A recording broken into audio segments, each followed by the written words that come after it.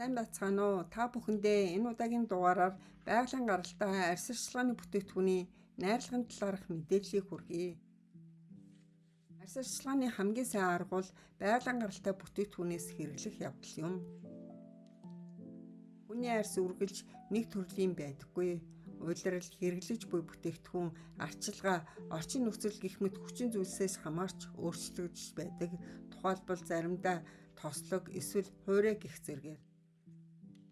Таны арьсны төрөл тохирсон арьсны асуудлыг үр дүнтэй шийдвэрлэх нь таны арьс, толгор, гялалзсан арьсны зорилгод хүрэх түлхүүр юм.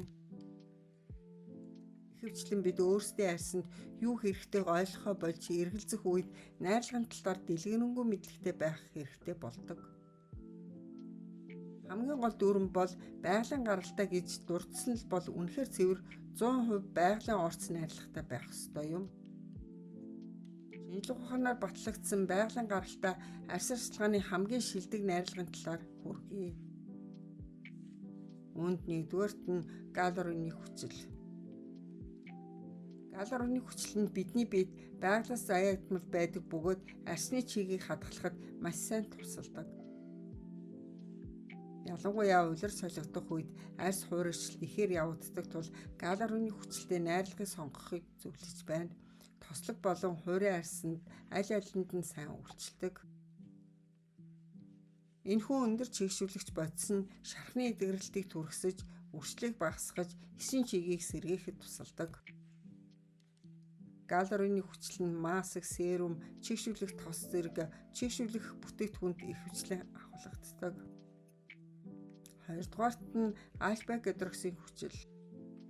Глюколийн хүчил болон сүүн хүчил нь нэгдэж аахыг бий болгодог.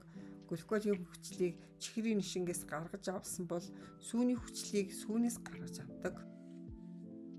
Арьс арчилгааны чихрийн нишинг нь арьсыг гуйжуулж өнгийн сэргийг толгор болгодог бол сүүн хүчил нь нянгийн эсрэг үйлчлэгээ үзүүлдэг байна. Энэ нь хамгийн эмзэг, мэдрэмтгий, батг гарамтгай арьсанд маш сайн тохирдог. Арьсны эмчнэр аахаа хүн бүр хэрэглэж болно гэж мэдэгдэж байгаа боловч концентрац төрлөөс болгоомжлохыг зөвлөж байна. Энэ нь таны арьсны төрлөөс шалтгаалдаг тул бүтээгдэхүүнийг хэрэглэхдээ зааврыг нь дагаж мөрдөнө. Гуравдугаарт нь керамидууд. Арьсны бүтэц хамгаалтыг тоосго гэж төсөөлж болно. Тэдгээр гинжин холбоо керамид гэдэг нас ахих тусам үүний хэмжээ багасаж хамгаалал суларч нөсөө толб үрчлээс бий болдог. Тиймээс энэхүү найрлагыг сонгон хэрэглэх үед арьсны чийгшил 100%-аар нэмэгддэг байна. Керамидууд нь чийгшлийн түвшинг сэргээж хадгалахад тусалдаг ба хөгшөлтийн эсрэг үйлчлэгтэй арьсыг булбараа эрүүл болгодог. Бүх төрлийн арьсанд ялангуяа хуурай арьстай хүмүүст илүү их тохиромжтой.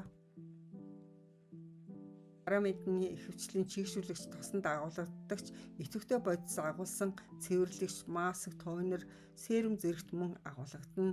Керамид суурьтай бүтээгдэхүүнийг өдөр бүр өглөө орой түрхэж болно. Дөрөвдүгээрт нь ретинол.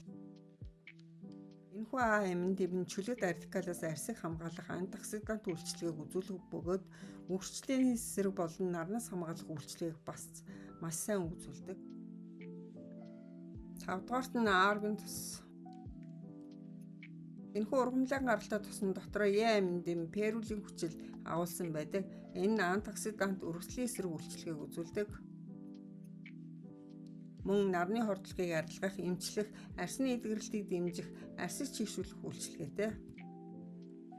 Дөрөвдүгээрт нь С амин дэм. С амин дэм нь маш төгөөмөл байдаг найрлага юм. Энэ бидний мэдэх асгүрийн хүчил бөгөөд арьс арчилгаанд коллагены молекулыг докторжуулан нэмэгдүүлж хөгшөлтийн эсрэг үйлчлэгээ үзүүлдэг. Голдугаарт нь Е амин дэм. Е амин дэм нь 8 төрөл байдаг. Тэдгээрээс токоферол нь арьс арчилгааны бүрэлдэхүүнд ихэвчлэн байдаг. Энэ нь арьсыг чийгшүүлж үргэлжлэлийн эсрэг үйлчлэгээ үзүүлдэг. Витамин С-тэй хослуулбал илүү их үр дүн үзүүлнэ. 8-дугаарт нь витамин В3. Юмын B3 буюу ниацинамид нь арсны угийн хатан чанарыг нэмэгдүүлж үрчлээ болон нөсөд холбыг арилгах үйлчилгээтэй.